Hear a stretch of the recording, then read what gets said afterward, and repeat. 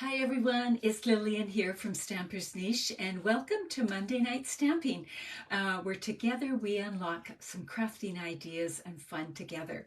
Um, I'm Lillian and I'm an independent Stampin' Up! Demonstrator in Alberta, Canada, and I welcome everyone who's watching. So many of you will be watching and have been here before, but some of you might be new. So regardless, make sure to say hi and let us know you're here, and maybe even chat once with each other a little bit.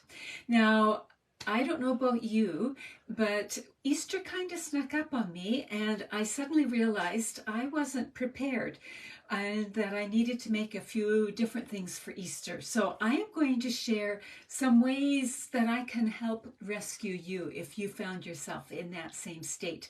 And while I'm going down to my desk, maybe in the comments, comment if you make anything for Easter, or you make Easter cards or treats or table decor or that kind of thing, and tell us what kinds of things you make. Or maybe you don't make Easter things, but you make spring things. So let us know what your creative process is and what you might be making. All right, let's go down to my desk and see what's going on tonight. So here we are. I see some people hopping on and saying good evening. That's wonderful. Thank you. So glad to know that I'm not here all alone. All right. So I haven't seen any comments about what people are making for Easter. So I'm hoping you will inspire me by leaving some ideas right there. I just have to share this to my group page. Now, some of you might be saying, why do you start it on this page and then share it to your group? And one of the reasons we always start here on my regular Facebook page and not the group is because in the group, you can't click that share button, but here in this page you can. So you can share it with your friends, and you can give me that thumbs up and whatever. But basically it's so that it can be shared. That's why we do it here. All right, I saw somebody saying what they were making. Where was it? Cards and treat containers. Ooh, love to see pictures there, Fran, if you ever want to share. Hello, hello, hello. Well, first off, I am getting ready to order. They're not here. I'm getting ready to order the new annual catalogs, and a lot of you have already requested yours. But if you haven't, please go here, and I will also post this link, but you might want to take a screenshot and request your catalog so that we can make sure that you get one. All right. So some people are having it mailed to them because they're not in nearby, and others are picking it up from the front porch. So I will let you know when they arrive. Right now it's just the ordering process. Marie, you made baskets for goodies and some cards. Excellent. Did you take pictures? I'd love to see the pictures. All right. Secondly, I sent out the newsletter today about different classes that are available. And this is the link if you want to see what classes are available. So these are online classes that are available. I've got a whole list of them with the links to the different individual classes. So you can check that out. Again, I will make a post with these links as well. But if you want to take the screenshot, there it is right there. And last but not least, just before we get started, April stamping time. Now, stamping time is like a stamp club. People can come to an in-person class in my basement studio, and we usually have it about once a month, and we make usually 3 projects. We have coffee, we visit, we have some fun, and April's is coming up. I need you to register by Saturday if you're coming. So here is the link, and I also will put that in the comments afterwards. So I see lots of people making treat holders. Yay! I hope you're going to share pictures with us so we can all be inspired. All right. this is the card we made last week, and I drew names. And so Rhonda Cunningham, your name was drawn. So make sure to message me, Rhonda, with your mailing address, and I will pop this into the mail for you. So I was looking at how do I make some treat holders, that kind of thing, and I found that I really don't have a lot of Easter things. So then I thought, what can I do? So I started looking at my dies and my punches. I started there. And initially I started looking at ovals because eggs are oval shaped, right? So I started bringing in ovals from different places. So we have things like the double oval punch. So this one right here. So it cuts the ruffled one and the plain one. We also have some dies where we have ovals. Now, I don't have all of them. This is just what I happen to have in my stash. So this is the mini pocket envelope, but there's an, whoops, there's an oval there that I could use. There's the Create a Treat box, and there's an oval. I could just trim that part off. So there's, I hauled up my alphabet. Look at the ovals I have in my alphabet and number. This is the alphabet a la mode, but you might have something else. Here's a small oval. Here's a larger. The numeral 8 has 2 ovals. So I felt like I'd hit a gold mine right there. And then I'll talk about that one there in a minute. Then I thought, well, if we have ovals, what about circles? So we have all kinds of circle dies and circle punches now. So if I brought in this, and just look at this already, does that not start looking like a rabbit right there? Now just add a little puffy tail, or you could add this to give even more dimension and maybe make that pink. And then what I did was I took another one of the ovals, I cut it in half, tucked it down here, brought in my marker, gave it some toes, and I decided this was going to be the hind end of the bunny, and this is what I came up with. So this, I put a pom-pom on here. You could actually just cut a smaller circle and put it on a dimensional, but I had some pom-poms, so that's how it works. So there you go. So what could you do with this? You could just attach this to a treat. Sorry, I should back up a little bit. Never thought about so many ovals. There really are, and I just touched a few of them because I don't have everything. So there are ovals in the fitted florets. There are ovals all over the place. So here's your challenge. Go on an oval hunt. That's exactly what I did. Is I went on an oval hunt and I started to have a lot of fun with it, and it sort of blew my mind. So I made some of these bunnies for my grandchildren that are overseas, and I actually made the face. So I put wiggly eyes on it, and I used a little triangle from the Beautiful Shapes, or you could just hand cut a triangle, and drew a face on it. And so then it was a face with wiggly eyes. So we have that, and you could pop that onto a chocolate bar or whatever, and you've got that. It would also fit on a card front if you wanted to do that. So that is one thing you could do for Easter. So we'll just put that up there and put that to the side.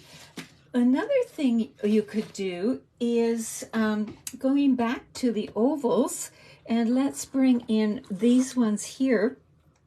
I cut out 3 of them and layered them, and here they are right here. So here are 3 eggs on one of those little treat boxes. And so again, this would look cute on a card, maybe even some eggs tucked around the edge of the bunny. Is your brain just kind of going?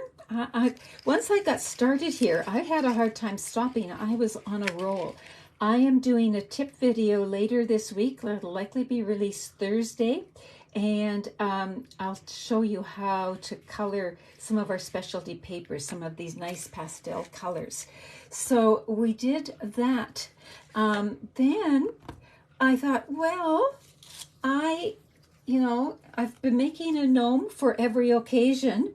So here's a little gnome in spring colors with a little flower, the little hole cut here. Now, I didn't have one of those Easter eggs here, so you could still put a Lindt chocolate in there and it could go like that. Or I saw another demonstrator, another Canadian demonstrator, just shared this morning. She took the gnome, she gave him some ears and just a bit of twine here for whiskers and made a little bunny like that. So you could even combine, you could cut this out and put a candy in there as well. So yes, you're late for a very important date, Valerie, you're so right. But so glad you're here. So speaking of ears, what else could you put ears on? So let's just take a look. Now, you might have some older sets, but I just grabbed this one here. And how am I going to get ears? Well, you can get ears lots of ways. You can get ears with the ovals. You can get ears by using leaves like that.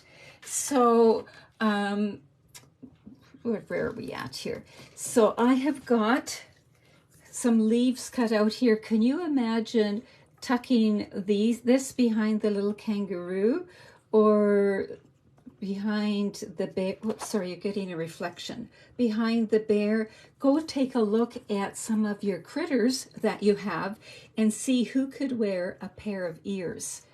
Just saying, I think there's potential there. All right, so let's move on a little bit more here.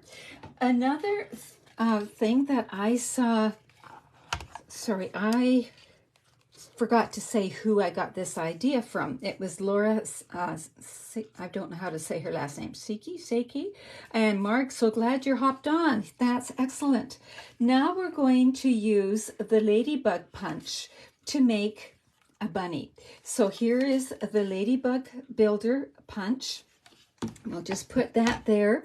I've already punched it out, so I've got this and the wings. And what we're going to do is bring in our snips and just cut off the antenna. Now, if you don't have the ladybug, but if you have the retired snowman punch, you can get this same shape from that. So take a look at your punches. Take a look at what you have and see what you can come up with. Now, I found that these for the ears, this looks almost mouse-ish, but when you cut the ears apart, just about cut my fingers there. How many of you cut your fingers with your snips ever? And then I'm going to just give them a gentle little bend like that. And I'll bring in my dimensionals. And now I could sponge the edges of this, I could sponge the middle, I could add Wink of Stella, whatever, but I'm basically just showing you how to get your initial bunny, and then you can dress him up, her up or down, or however you want. So, and I always have to do a little ear arranging here. That'll be pretty good. Now, when I was playing with all of this to get ready for you, I didn't have any little pom-poms, pardon me, and this pom-pom was a little overkill for this guy's little butt. So I went and looked at my embellishments, and I have these things. So I could have put little flower on there. I could put the adhesive backed pearls or the pastel pearls. So let's narrow it down. Which one do you want me to put on his butt? The let me do this way. A pastel pearl, a flat adhesive backed pearl, or a flower. You tell me which one you would like on there, and I am just going to Did you see that there? The flower. Okay, the flower is the first one. We will go with the flower. So, and these embellishments are retiring because they're the in colors that are retiring. So if you love these embellishments, which I do, you really want to stock up. So here's the question: which color should I put on? So should I put on the fresh freesia or the pink, the polished pink, or pale papaya? What color should they have? Which color? Pink. Okay, that's the first one I saw. There might have been more there, but that's the first one I saw. Your comments go flipping by, so sometimes I don't always see the first one. So I'm just going to put that into the adhesives here, like that. And just like that, we have the hind end of the little bunny. We can tie a little ribbon around, that kind of thing. And that's how simple it is. So let me show you some of the ways that I have used that bunny. So I made one as a wrapper around a chocolate bar, and this is just a little tag on here.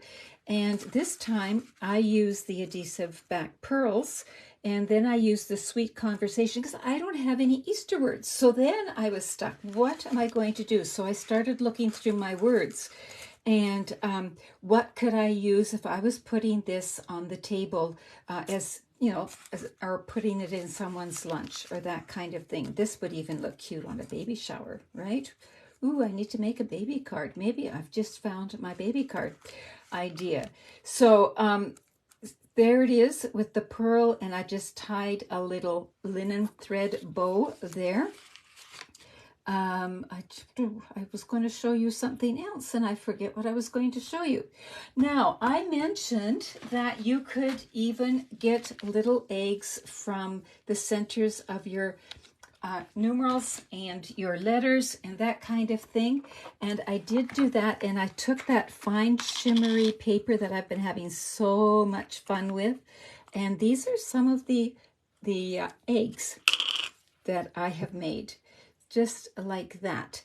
So I took this little bunny that we made like this, and I took some eggs, and I created this here. So here they are tucked around the bunny. This time I used the pearl, and I used the word smile because I thought that's still, you know, it's happy, it's springy, that kind of thing. And what's this? This is the mini envelope pocket, and I folded it over, so it means it's not much room in there, but I was able to fit a chocolate in there. Now, if you wanted to put a gift card or a bigger chocolate, you could just leave it open and not worry about the bow. But again, that bow is with the fine shimmer paper. As you can tell, I'm just a little addicted. And then it comes down here. And I forgot to put a bow, or I guess maybe I don't know if I planned to put a bow on there or if I decided that was too many bows.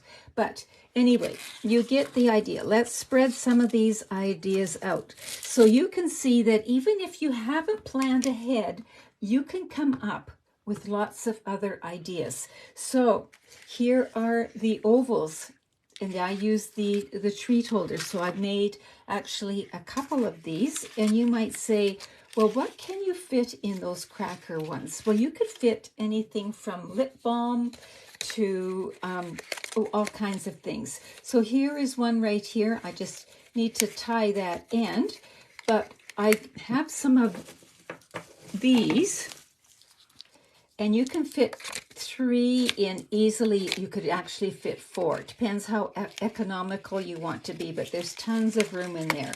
So other things that fit in there are like a roll of baker's twine, a little small toy of some sort, hair elastics, and that kind of thing. Start to look at shelves in the store with what fits in that container. Even take the container with you if you want, and you will have all kinds of fun. Loonies and toonies and $20 bills and so on would also fit, just saying. So, or even just little notes of encouragement. I think those would look fabulous in little notes of encouragement. If you put them in a little envelope like this and tuck them around, and where's one of our, there, we can put, well, he's a little large for there. We will put this one on there for now and finish it off. But I just wanted to show you that even though you don't have, oh, I know what I was going to say, sorry, little random thing. Celebrate. Celebrate is from Framed Florets. It's right down here, and it fits on a small little label. And again, it can be celebrate Easter, celebrate the new baby, celebrate spring, celebrate whatever. Or you could leave it blank and put the person's name here, and these could be your table favors around your Easter table. So this is just a short and sweet way to say short and sweet. I was looking at the word sweet down here, and that came out short and sweet. Anyway, this is a short way to maybe jog your way you view your supplies and say, ooh, what could I use that for? If you've got circles, if you've got ovals, and you likely do if you look hard enough, you can make all kinds of Easter springy kinds of things. Of course, you could add flowers and daisies and all other kinds of things, but I wanted to show you how you can adapt some of the things you have to get a different look and stretch your budget just a little bit more.